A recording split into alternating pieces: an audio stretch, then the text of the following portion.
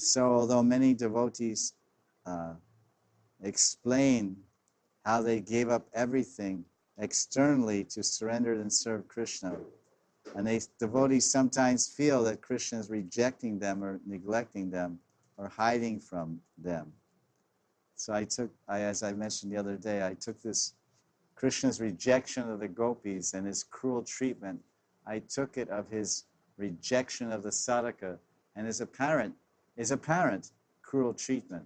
Because someone may objectively look at their own lives or the lives of their own lives or the lives of other devotees and say, oh, they're having a very hard time, very, very hard time in the bhakti. Krishna is really punishing them. But what we always say and what is actually true, because as above, so below. Krishna tests his lovers. He appears to reject his lovers. He's cruel to his lovers. So are we not attempting to become lovers of Krishna? Are we not trying to become lovers of Krishna? So as I mentioned the other day, so do we expect that Krishna won't be cruel to us?